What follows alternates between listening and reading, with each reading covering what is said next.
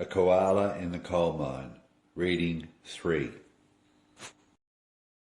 We will bicker until tomorrow comes. The night, last night, was filled with smoke. I know, I'm coughing it up this morning. And my backyard carries blue above the green and the gold of dying grass. I find I am still thinking of conducting a conversation that I had yesterday. More like an argument, perhaps. "Where are they now?" he said. "Where are all those greenies who think we ought to leave the trees and bush and don't want us to have the cool burns for forest management in the autumn? They're not sticking their heads up now when we're burning." A decision point. To enter into the discussion with all my passion and my feelings and what I consider to be my knowledge. Should I throw it, inflammable as it is, on this ill-informed, ungracious, condescending, finger-point-blaming tinder? An explosion of indignation at lies and half-truths and denialism peddled in the disgusting press and swallowed whole like manna to sustain the righteous? No, it is hardly worth the effort to explain again, to clarify, to remind and to remember that all of us would like to wake up in a familiar world tomorrow. No, I let it go, and today seems like it must be a different tomorrow from what we hoped for and wanted, all of us. Today is blue, hovering as a tinge above the green and gold. A tomorrow for all of us is here, and I wonder how long will we bicker? Not here when we burn. They are waiting now on the beaches. 4,000 are stuck in a holiday town. Joe is informal spokesman for the township. He says, "Well, we all crammed into a recreation hall just before New Year's Eve when everything was first flattened. People ended up sleeping in their cars and going hungry because we were running out of food and petrol and power and places for people and communications, so we didn't know what was going on or what to do." You ought to try to tell something, anything, to a crowd of hundreds of people crammed into a couple of rooms, and all of them moaning while somebody's trying to tell them what they need to know without a PA system. I couldn't hear a thing above all the complaints. Today they are waiting on the beach. 3,000 are tourists stranded. 1,000 are locals stranded. There is a Navy ship anchored a kilometre off the shore, ready to help out with evacuations. But Joe says, "We don't know who they'll be taking, we don't know how many they'll let get on board, and we don't know how long it'll take, or how much time do we have.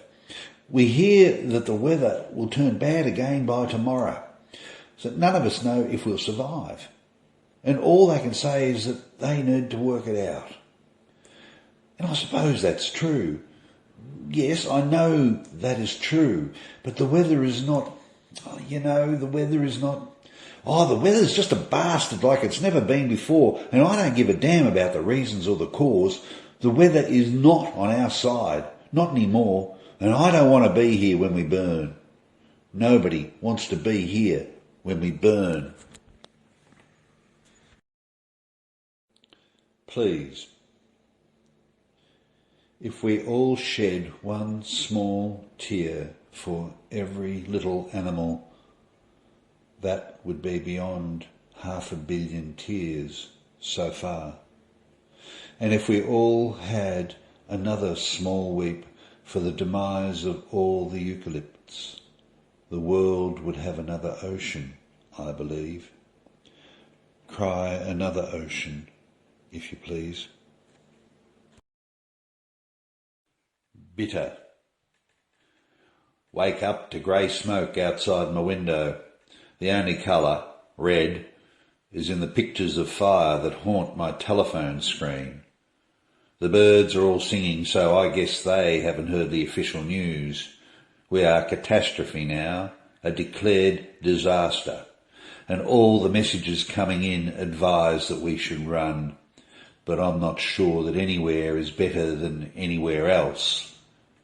The smoke is thick and it tastes of bitter fruit. Heartbeat, leadership. I have been reflecting on leadership. What is the making of a leader in a time of crisis? So many things in recent times have needed leadership. There were boats of refugees that needed stopping. There was a man who claimed credit for that. He made the calls and gave the orders. Those boats were stopped. There was a problem with the budget of the nation. Too much was being spent on welfare, the old and sick, the unemployed and feeble, on building things for posterity. One man stood up. No, it was many men, some women too, stood up as one, willing to lead in the cause. No decisions required, not really, not when the need for fiscal restraint is always so self-evident. And all those men, those many men, led even if there might be personal cost to other folk, sometimes. It is sad, but necessary. Courage required of all of us.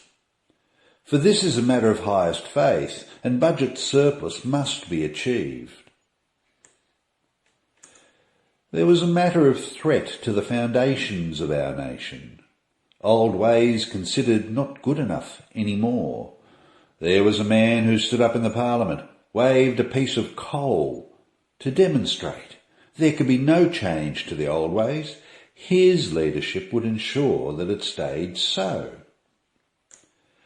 Such decisions, such judgment calls, and none of them was small. But at heart, these were matters of belief. Decisions made safely, at a distance. Safe but hard and fair, depending on perspective. Fire comes, the nation burns. This is a challenge to belief. There is no article left of faith that will not be burned if it stands still. Where is the leader we are needing? Where is the one we crave? I wonder who will stand up to show us all the way. I wonder who will be brave.